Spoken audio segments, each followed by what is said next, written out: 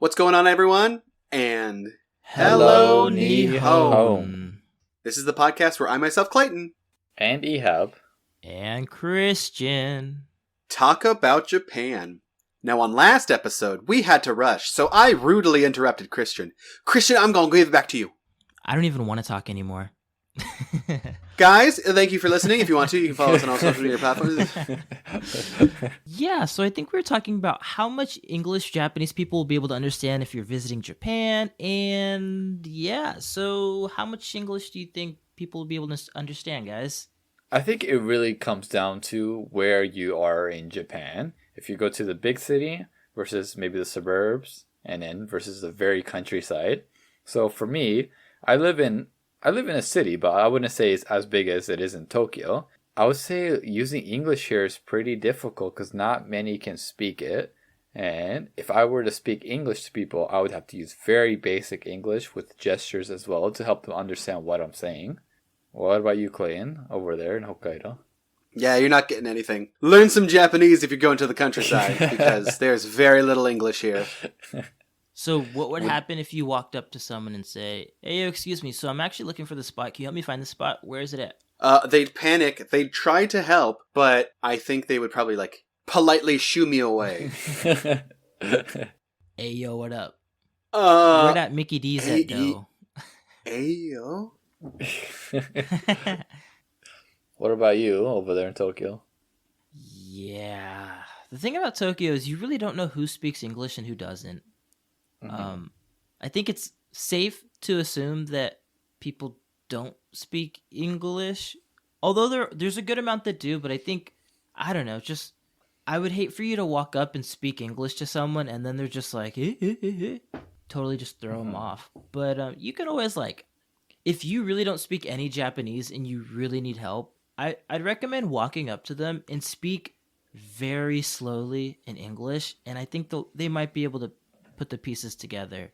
There's actually this really funny story, kind of off topic, but so I knew this guy who walked into a McDonald's and he said "mochikaeri de," which means takeout, and they looked at him like and he said "mochikaeri de," and they were like they didn't understand their own Japanese word for takeout.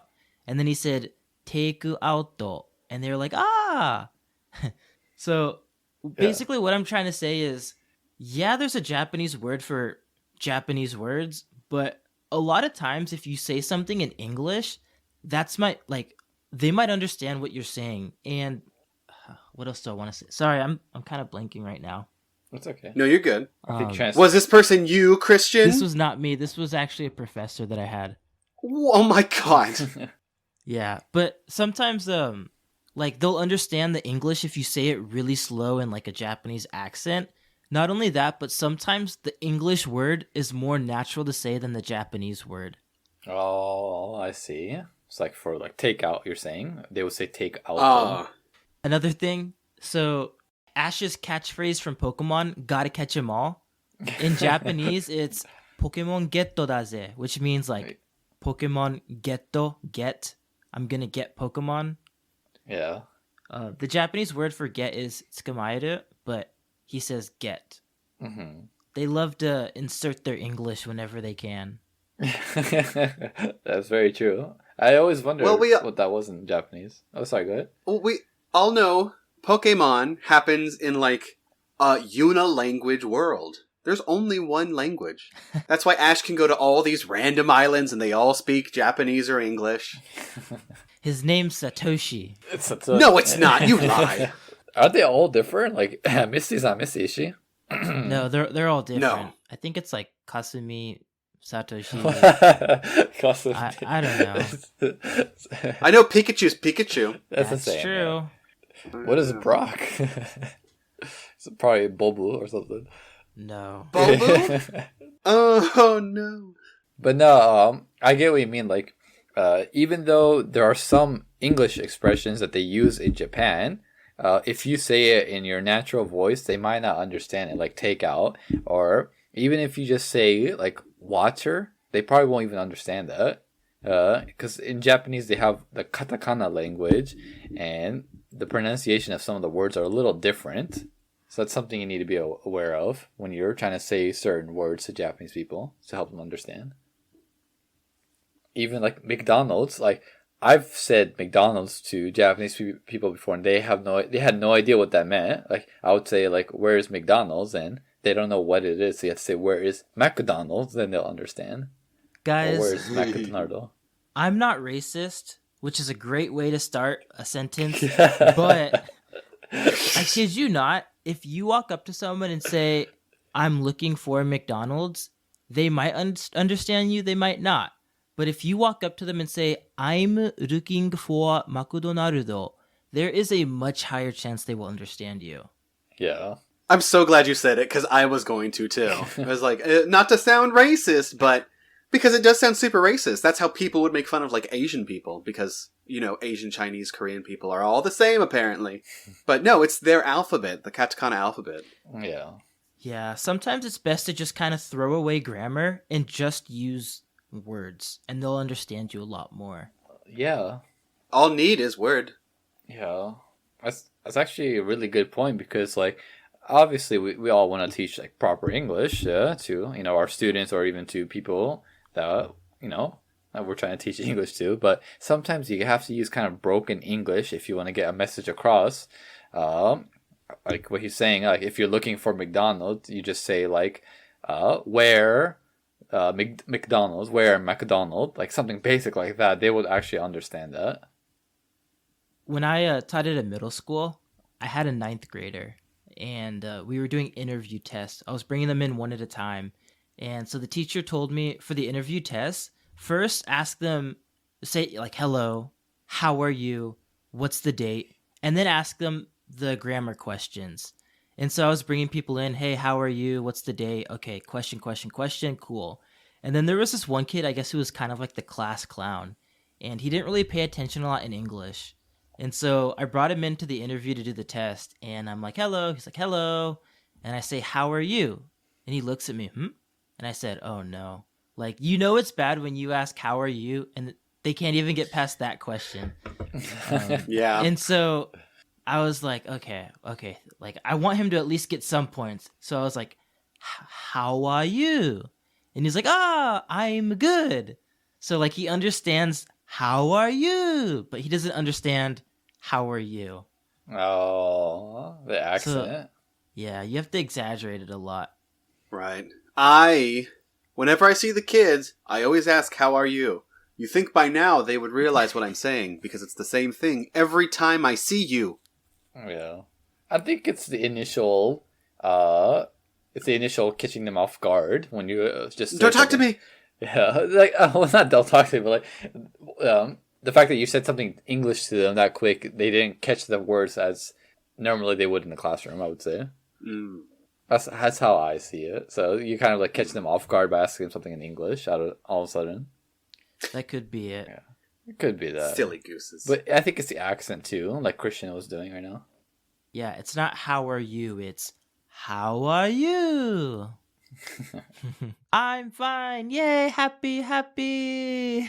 But yeah, going off of what you're saying, Christian, about using basic English to help people understand, there are actually different tools you can use to help communicate with Japanese people whether you're visiting or you're planning on living in Japan for some time. Google Translate is a good one to start with because you can literally just put something in English in there and the Japanese will come out, and you can even click like a little speaker icon and the audio will come out from it as well from here. Yeah, they also use Deep L here, or they'll call it Deeple. Deeple? What's that? Yeah. It's just the same thing as Google Translate, but I guess a little better. Okay. Yeah. There's one I found that's really good. It's called Voice Tra, like voice and then TRA. You don't even have to type in the word. You can literally voice record or just record your sentence, and then it'll automatically translate it for you. Nice. Yeah. Yeah, I wouldn't want to rely on stuff like that too much. I think those are all wonderful resources, and I actually used those too the first time I came to Japan. Yeah. Shout out to Google Translate. If you're coming to Japan, I think it's always nice to try to say something before you resort to Google Translate or the other applications. Definitely. Like, what would That's you just what I recommend saying? think. Like, what are basic English that you guys would use to communicate with a Japanese person? Very basic English. I mean, it's all situational. If you, Mhm. since we've been talking about McDonald's nonstop for some odd reason, if you walk into a McDonald's and you say, "Can I get a McChicken?" they might not understand you. But if you walk into a McDonald's and say, "McChicken 1," like they'll understand you. And so, yeah, you can. I guess you could walk into a restaurant and straight up Google Translate and just show them your phone or have the audio speak out to them. That'll work. But I think it's just a little bit better when you try to actually like communicate with them with your own voice, if that makes any sense. It does. What do you guys think though? I agree with you, but I don't do that. I'll straight up just type it in my phone and put it down. Can you give me an example of like when you would do that? Yeah, when I went to Moss Burger, I put down, I want this burger, showed it to them, and then pointed. Oh, okay. Okay. Yeah, it just made it so much simpler for me. And I understand the learn Japanese because it's just good to have the Japanese knowledge. And it's also nice to talk to people not through a phone. But I'm also real dumb.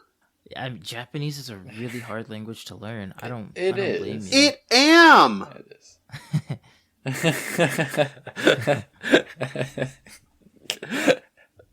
No, I would say very basic English. Gestures can come a long way. I know that applies to anywhere in the world, but basic English with gesture to go with that word really will help Japanese people understand what you're saying. So instead of saying one McChicken or Mac chicken, you can actually use your finger. Just say one Mac chicken with one finger up, and then it'll help them understand what you're saying. Right. Or you can point to the food. They have pictures usually. Yeah. You can just point. You say this or just say kore in Japanese. On the flip side, I noticed that there are some restaurants who will hesitate when they see a foreigner walking in, and they'll try to like either speak English to you or they'll use like a lot of gestures and make everything really simple. Have you guys ever experienced something like that?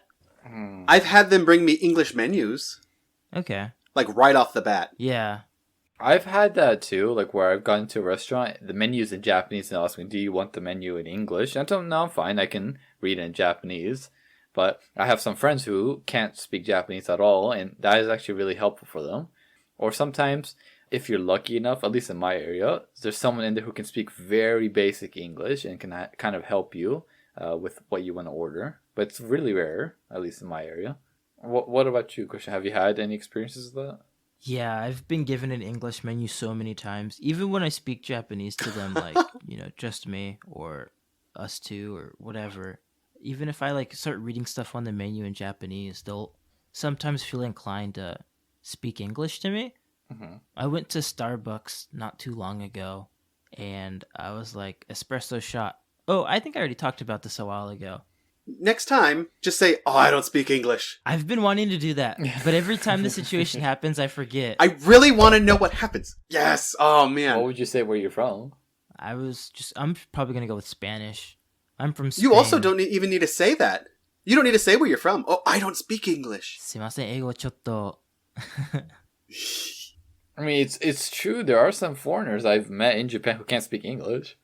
I Yeah. think that's also a problem that I don't want to say everybody, but a lot of people just assume that, oh, you don't look Japanese, you speak English. English. I mean, most people in the world can speak English, if I'm being honest. Yeah. Oh my god.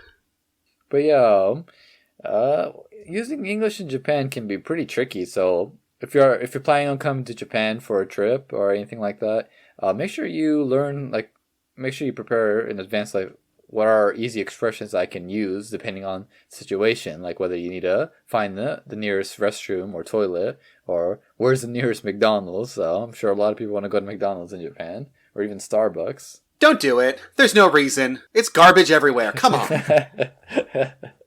But yeah, just know like the very basic English you can use in Japan before you come here, and maybe some very basic Japanese as well. Yeah, just to add on top of that, it wouldn't hurt to, like you were saying, speak very simple English, but also if you're able to incorporate really basic Japanese phrases too, even if it's just something like "this please," and then you have to point at the on the menu what you want, like "kore o kudasai," I want this, or please give me this. I think that'll go a lot. I think you'll do a lot better in Japan. Yeah. Just don't come to Japan expecting everyone to speak English because you'll be surprised at how little English they can actually speak in Japan, especially in the rural side. Yeah. If you're doing that, you're setting yourself up to make things a lot harder on yourself. To be fair, though, most people who come to Japan want to see like Tokyo, Kyoto, Osaka, which is wonderful, great. In those places, you really don't need a whole lot of Japanese to get around because at the stations, restaurants, everything's going to have English under the Japanese. It's like in America when you go somewhere, you'll see like the Spanish or maybe like the Chinese translation underneath. It's the same with English in Japan. But when you do kind of go on the outside of the super city places, like where Clayton lives or where Ehab lives, Anywhere in Hokkaido. There will definitely be times where it might be a little beneficial to learn some Japanese before visiting. There's also no reason to come to Hokkaido. The No Festival that's been canceled. So many times. But I think that's a good place to wrap things up, unless you guys want to say something.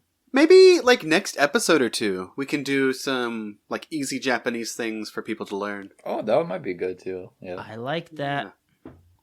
Right? If you're listening, let us know in, like, the comments or DM us on Instagram if you want us to say, like, anything particular. Slide into our DMs. One more thing before we end this off.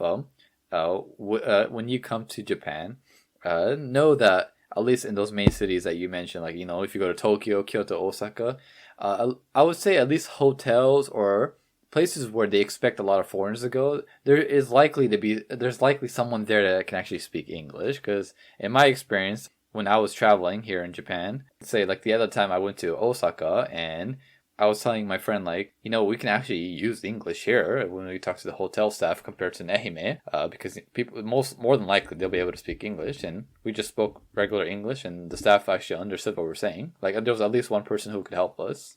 Nice. Yeah.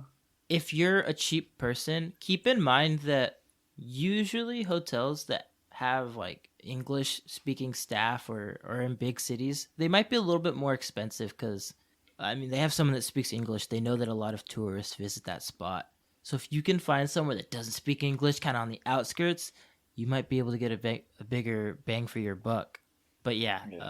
Like Ehab said, usually in most of the big cities, they're gonna have people that speak English.